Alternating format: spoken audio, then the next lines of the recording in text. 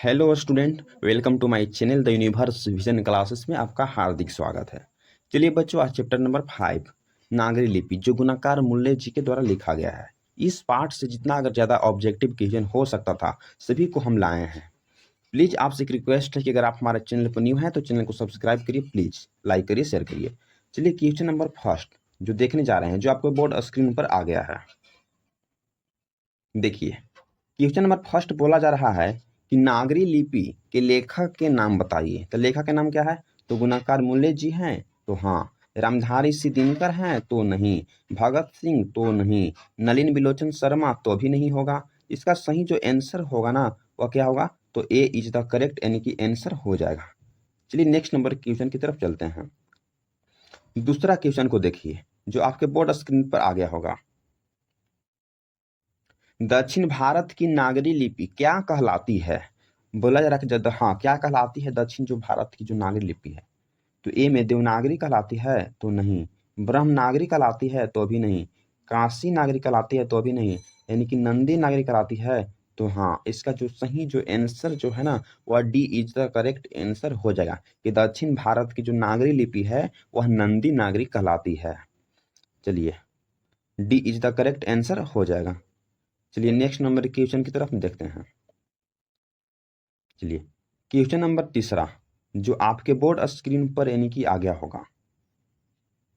देखिए, मिहिर भोज की ग्वालियर प्रशासित किस भाषा में है? बोला जा रहा है कि प्राकृत भाषा में है, तो नहीं। अब यानी कि भ्रंश भाषा में है, तो भी नहीं।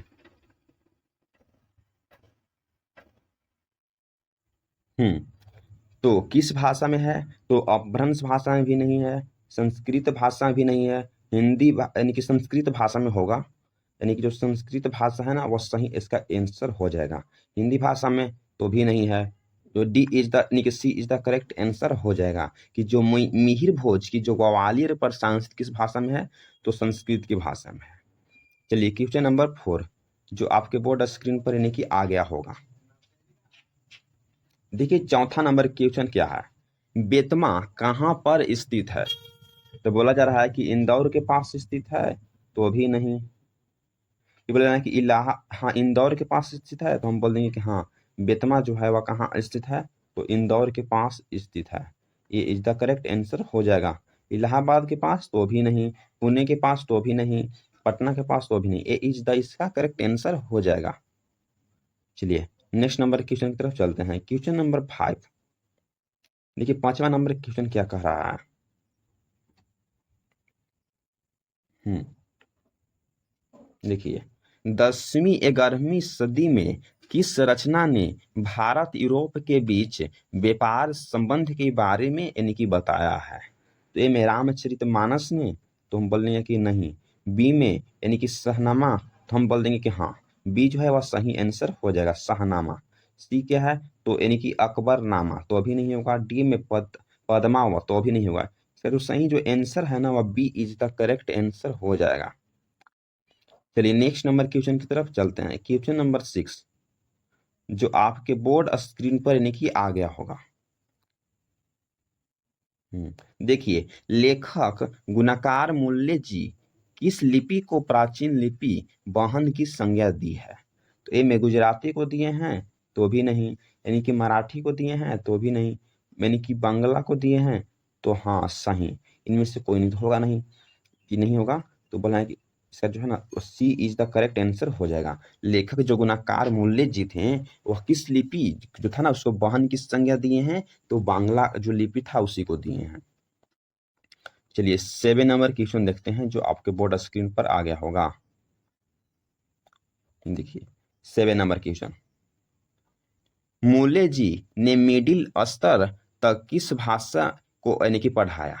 पूछा जा रहा है कि जो गुणाकार मूल्य जी थे ना, वह मिडिल स्तर यानी किस भाषा को यानी कि पढ़ाया था?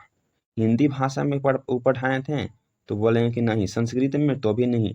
क्या मराठी में पढ़ाए थे? तो हाँ, सी इज द यानी कि करेक्ट आंसर हो जाएगा। चलिए नेक्स्ट नंबर क्वेश्चन को तरफ देखते हैं। क्वेश्चन नंबर 8 जो आपके बोर्ड स्क्रीन पर यानी कि आ गया होगा। देखिए, दक्षिण भारत के पाड्य प्रदेश से किस राजा के पलियम यानी कि ताम यानी कि पत्र मिले हैं। पूछा जा रहा है कि जो दक्षिण जो भारत के जो पाटन प्रदेश से किस राजा के पलियम ताम्र जो पत्र मिले हैं। तो में महेंद्र पाल को तो नहीं, यानी कि बी में बोला जा रहा है कि राज वर्गुन को तो हाँ, सी में राजा भोज को तो भी नहीं, डी में श्रीअंग राजा को तो भी नहीं। सही जो इसका जो आंसर जो है वह क्या होगा, तो B is the correct answer यानी कि हो जाएगी।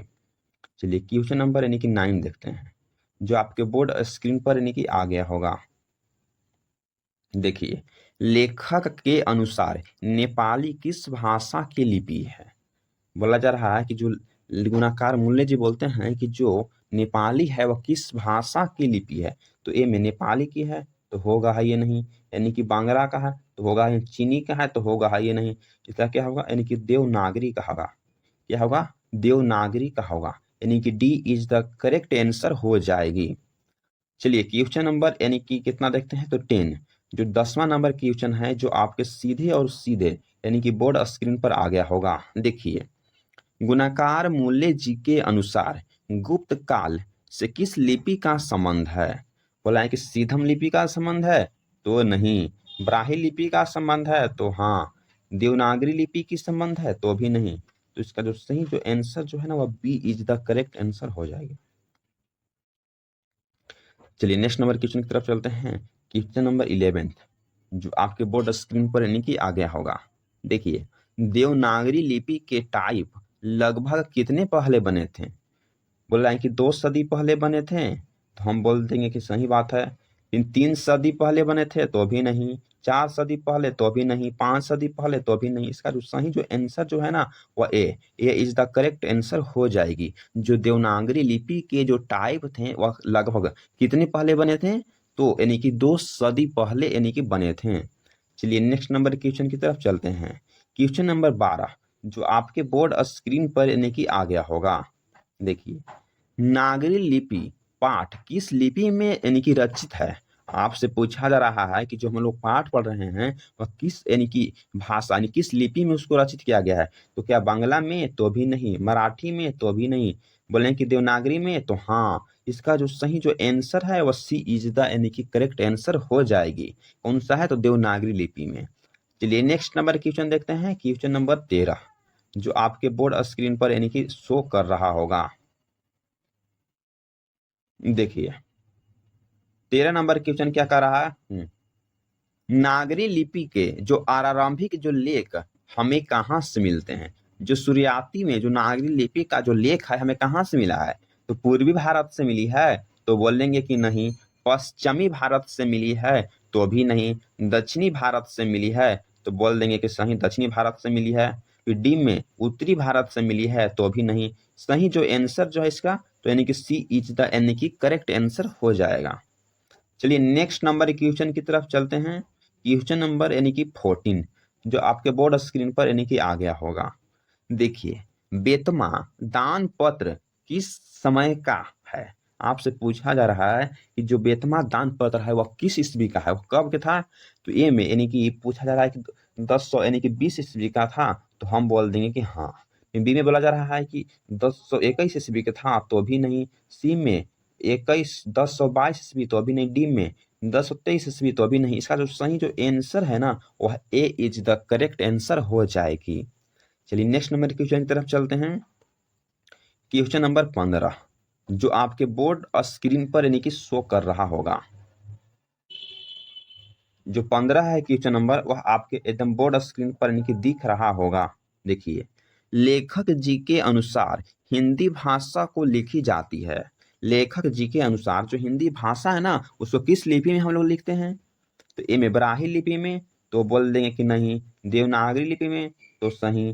काशी यानी कि लिपि में तो भी नहीं। गुजराती लिपि में तो भी नहीं। ये क्वेश्चन को बहुत बार पूछा गया है। 3 मार्क्स उसको पूछा गया यानी कि इसको 3 स्टार लगाते हैं। इस सब क्वेश्चन को छोड़िएगा नहीं। चलिए सही जो इसका आंसर क्या हुआ, तो B is the correct answer यानी कि देवनागरी लिपि में उसको लिखा गया है। चलिए नेक्स्ट नंबर क्वेश्चन की तरफ चलते हैं। क्वेश्चन नंबर 16 जो आपके बोर्ड स्क्रीन पर यानी कि दिख रहा होगा। देखिए, हिंदी के आदि कवि के नाम से आज कौन जाने जाते हैं। पूछा जा रहा है कि हिंदी के जो आदि कवि के नाम से कौन जाने जाते यानी कि हैं। तो ए में चंदर यानी कि दाई जाने जाते हैं, तो हाँ। यानी कि बिहारी लाल, तो नहीं। यानी कि सहरपाल, तो भी नहीं। यानी कि अमरकांत उजाला जी, तो भी नहीं। सही जो इसका आंसर हो जाएगा ना, वह ए इज द यानी कि करेक्ट आंसर हो जाएगा। जो यानी कि चंदबर दाई थे ना, वह हिंदी के आदि कवि के नाम से वह जाने जाते थे। हाँ, चलिए क्वेश्चन नंबर 17 जो आपके बोर्ड स्क्रीन पर यानी कि आ गया होगा।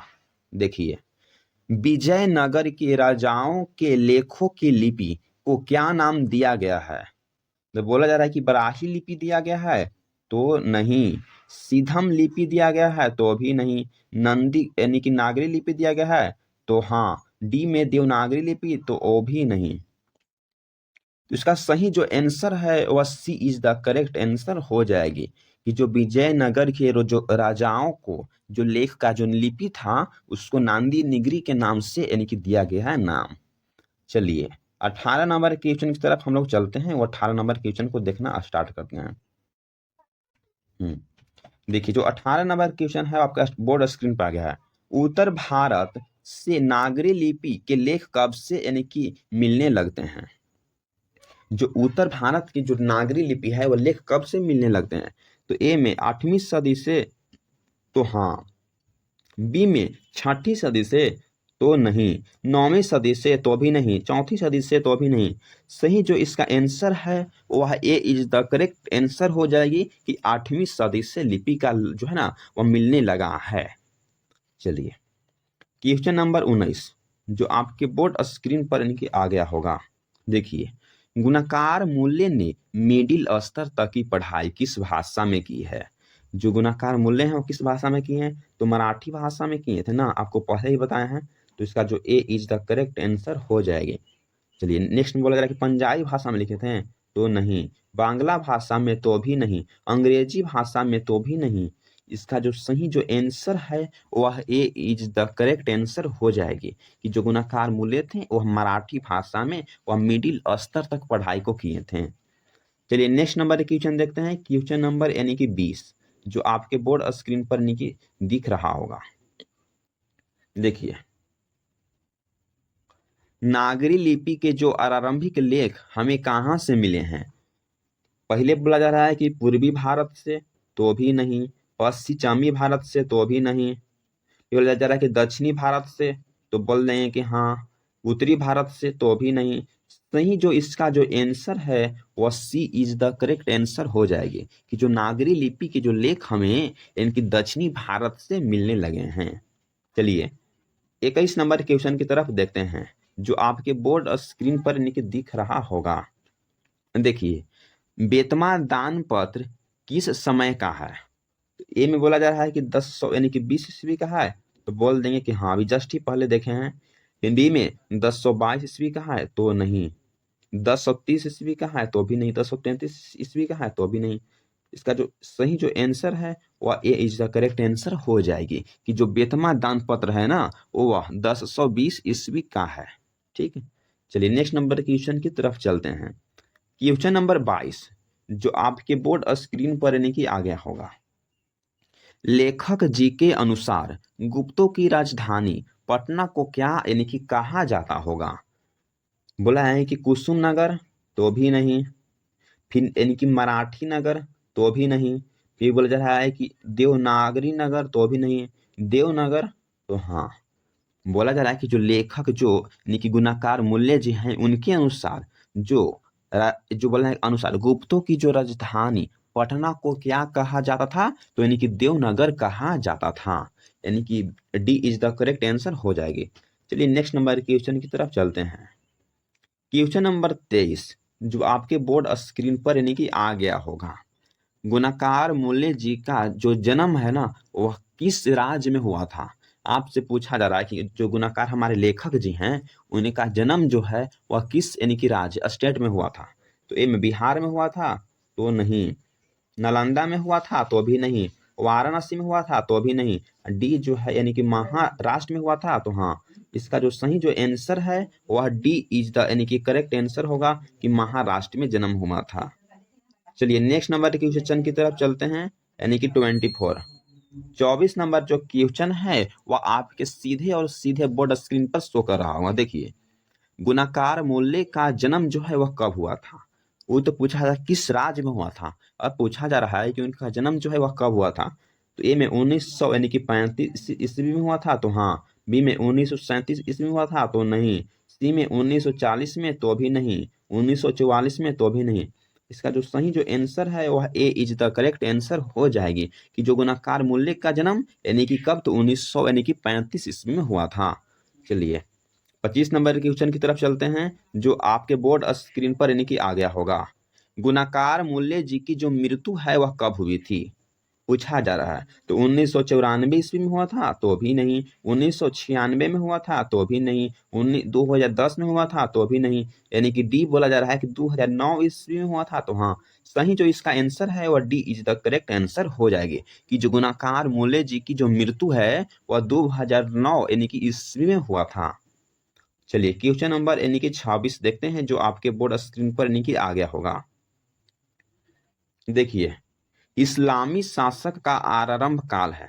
जो इस्लामी शासक है उसका आरंभ काल क्या है, तो इनमें 12वीं सदी से, तो हाँ। 13वीं सदी से, तो ना। 14वीं सदी से, तो भी ना। 15वीं सदी से, तो भी ना। सही जो इसका जो आंसर है वह ए इज द करेक्ट आंसर हो जाएगी, कि जो 12वीं सदी से इस्लामी शासक का जो आरंभ काल जो है वह शुरू हुआ था। चलिए क्वेश्चन नंबर यानी कि 27, जो आपके बोर्ड स्क्रीन पर आ गया होगा। देखिए, गुणाकार मूल्य जी की जो मृत्यु है वह कब हुई, तो ए में पूछा जा रहा है कि हाँ, ऑप्शन है कि 1900 यानी कि 95 ईस्वी, तो भी नहीं। 1999 ईस्वी, तो भी नहीं। 2000 यानी कि 5 ईस्वी, तो भी नहीं। इसको जल्दी हम लोग देखे हैं, जस्ट अ सेकंड। इसलिए 2009 ईस्वी में गुणाकार मिल जो मूल्य हैं उनका मृत्यु यानी कि हो गया था। सही जो है ना, D is the correct answer हो जाएगी। चलिए क्वेश्चन नंबर 28 की तरफ हम लोग चलते हैं आगे। जो 28 नंबर यानी कि क्वेश्चन होगी ना, वह सीधे और सीधे आपके बोर्ड स्क्रीन पर आ गया होगा। देखिए, किस शासक ने अपने सिक्कों पर राम सीता की जो आकृति और नागरी लिपि में राम सीए शब्द जो अंकित करवाए थे, तो ए में शेर शाह सूरी ने इसे करवाए थे, तो भी नहीं। यानी कि हरिहर ने कराए थे, तो भी नहीं। यानी कि अकबर ने करवाए थे, तो हाँ सही, अकबर ने ही इसे करवाए थे। ये बोला जा रहा है कि डी बोला जा रहा है क्या, तो यानी कि चंद्रगुप्त यानी कि द्वितीय ने करवाए थे, तो भी नहीं करवाए थे। इसका जो सही जो आंसर है वह सी इज द करेक्ट आंसर हो जाएगी, कि ऐसा किसने करवाए थे, यानी कि राम और सीता की जो आकृति बनाए थे नागरी लिपि में, तो अकबर ने बनवाए थे। चलिए सी इज द करेक्ट आंसर हो गया। चलिए क्वेश्चन नंबर 29, जो आपके बोर्ड स्क्रीन पर यानी कि आ गया होगा। देखिए, इन्होंने किस पुस्तक में पुरानी लिपियों की विस्तृत जानकारी दी है। बोल रहे हैं कि संस्कृत यानी कि संस्कृति में, तो भी नहीं। यानी कि अक्षर कथा में, तो हाँ। फिर बोला जा रहा है कि प्राचीन भारत का इतिहास में, तो भी नहीं।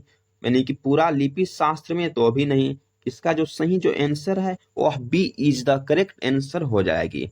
जो अक्षर कथा जो था ना, इसी में पुस्तक में पुरानी लिपियों का जो विस्तृत यानी कि जानकारी दी गई है, फुल डिटेल में जानकारी को लिखा गया है, यानी कि B is the correct answer हो जाएगी। चलिए 30 नंबर क्वेश्चन, जो आपके बोर्ड स्क्रीन पर यानी कि आ गया होगा। देखिए, 30 नंबर जो क्वेश्चन है वो आपको बोर्ड स्क्रीन पर आ गया होगा। गुप्तों की राजधानी को क्या कहा जाता होगा। जो गुप्तों की जो राजधानी है उससे हम आज क्या कहते होंगे, तो ए में पाटलिपुत्र कहते हैं, तो भी नहीं। बी में कुसुमपुर कहते हैं, तो भी नहीं। बिलासपुर कहते हैं, तो भी नहीं। और डी यानी कि देवनगर कहते हैं, तो हाँ। यानी कि D is the correct answer हो जाएगी, कि जो गुप्तों की राजधानी है उससे हम लोग आज क्या कहते होंगे, तो यानी कि देवनगर कहते होंगे। चलिए 31 नंबर क्वेश्चन देखते हैं, जो आपके बोर्ड स्क्रीन पर यानी कि आ गया होगा। बंगला लिपि प्राचीन नागरी लिपि की है, क्या है, तो जो बंगला लिपि प्राचीन नागरी लिपि की है, तो ए में पुत्री की होगी, तो भी नहीं। बी में बहन की होगी, तो हाँ। भगिनी की होगी, तो भी नहीं। बहू की होगी, वो भी नहीं। इसका जो सही जो आंसर है और B is the correct answer, कि जो बंगला लिपि है और बहन की प्राचीन नागरी लिपि है। चलिए क्वेश्चन नंबर 32 को देखते हैं, जो आपके बोर्ड स्क्रीन पर यानी कि आ गया होगा।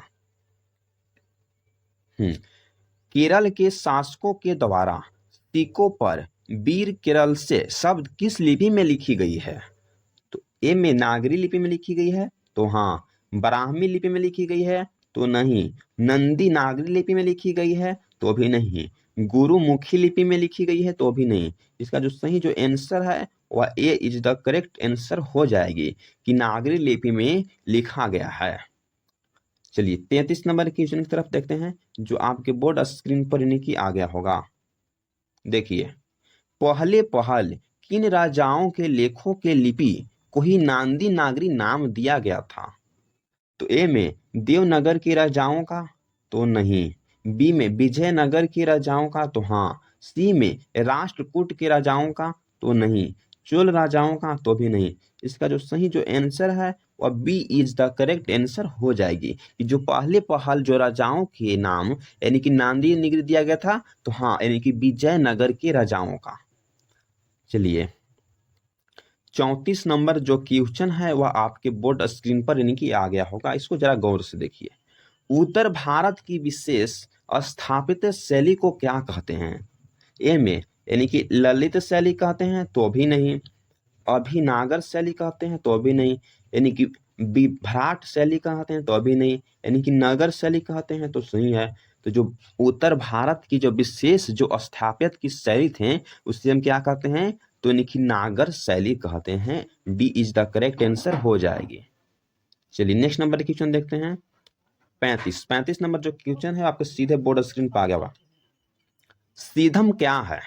बहुत बार पूछा गया है कि सीधम जो है वह क्या है, यानी कि मंत्र है, तो नहीं। सीधम योगी है, तो भी नहीं। साधु है, तो भी नहीं। और जो डी में बोला जा रहा है कि एक प्रकार की लिपि है, तो हाँ यानी कि क्या होगा? तो D is the correct answer हो जाएगी कि सीधम जो है एक प्रकार की लिपि तो है। चलिए D is the correct answer. चलिए 36 नंबर क्वेश्चन की तरफ चलते हैं, जो आपके बोर्ड स्क्रीन पर यानी कि आ गया होगा। देखिए, किसे देवनागरी की संज्ञा दी गई है? जो देवनागरी की संज्ञा है उसमें किसे दी गई है? तो ये बोला जा रहा है कि प्रयाग को दी गई है, तो नहीं। काशी को दिया गया है, तो सही। मथुरा को दिया गया है, तो भी नहीं। उज्जैन को दिया गया है, तो भी नहीं। इसका जो सही जो आंसर है वो B is the correct answer हो जाएगी, काशी। चलिए नेक्स्ट नंबर क्वेश्चन की तरफ चलते हैं। चलिए आज इतना ही है, यानी कि 36 क्वेश्चन को हम लोग देख लिए थे। चलिए 36 नंबर क्वेश्चन को हम लोग इसमें कवर यानी कि कर दिए हैं। जो अगला आएगा उसको 4 को हम बढ़ाकर क्वेश्चन को ला लेंगे।